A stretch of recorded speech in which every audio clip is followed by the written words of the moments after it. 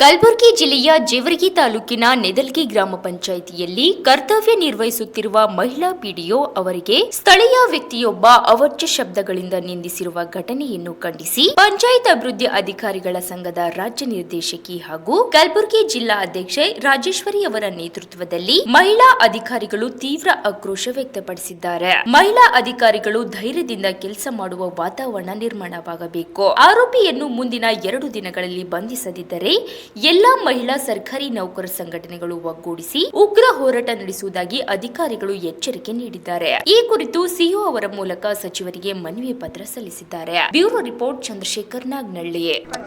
ಅಧಿಕಾರಿಗಳ ಬೀಗ್ರ ಉದ್ಯೋನ್ನತೀಕರಣ ಸಂಘದ ರಾಜ್ಯ ನಿರ್ದೇಶಕರು ಮತ್ತು ಕಲಬುರಗಿ ಜಿಲ್ಲಾಧ್ಯಕ್ಷರು ಇವತ್ತು ನಮ್ಮ ಕಲಬುರಗಿ ಜಿಲ್ಲೆ ಜೇವರ್ಗಿ ತಾಲೂಕಿನ ನೆದಲ್ಗಿ ಗ್ರಾಮ ಪಂಚಾಯತ್ ಪಿಡಿಒ ಆಗಿರುವಂತಹ ಶ್ರೀಮತಿ ಇಮ್ತಾಜ್ ಮೇಡಮ್ ಅವರ ಬಗ್ಗೆ ಏನು ನಿಂದನೆ ಮಾಡಿದ್ದಾರೆ, ಅವಾಚ್ಯ ಶಬ್ದಗಳಿಂದ ಸ್ಥಳೀಯ ವ್ಯಕ್ತಿಯೊಬ್ಬರು ಏನು ಬೈದಿದ್ದಾರೆ, ಆ ಘಟನೆಯನ್ನು ಕುರಿತು ನಾವು ಇವತ್ತು ಮಾನ್ಯ ಮುಖ್ಯ ಕಾರ್ಯನಿರ್ವಾಹಕ ಅಧಿಕಾರಿಗಳ ಮೂಲಕ ಮಾನ್ಯ ಸಚಿವರಿಗೆ ಮನವಿಯನ್ನು ಸಲ್ಲಿಸ್ತಾ ಇದ್ದೀವಿ.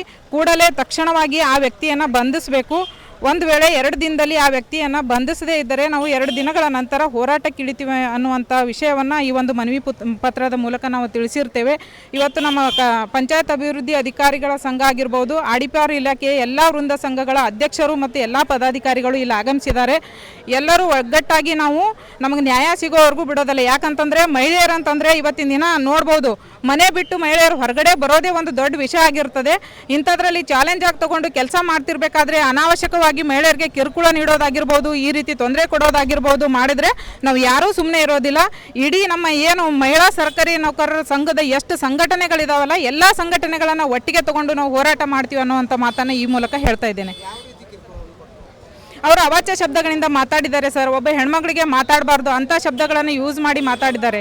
ನಮ್ಮ ಹತ್ರ ರೆಕಾರ್ಡ್ ಇದೆ ಸರ್. ಕುಟುಂಬಕ್ಕೆ ನಾವು ತೊಂದರೆ ಕೊಡ್ತೀವಿ, ಕುಟುಂಬದವರಿಗೆ ಇಡೋದಿಲ್ಲ, ನಿಮ್ಮ ಕುಟುಂಬನೇ ಸರ್ವನಾಶ ಮಾಡ್ತೀವಿ ಅನ್ನೋಂಥ ಮಾತನ್ನು ಹೇಳಿದ್ದಾರೆ ಸರ್. ಓಕೆ, ನನ್ನ ಹೆಸರು ರಾಜೇಶ್ವರಿ ಸಾಹು ಅಂತ ಸರ್.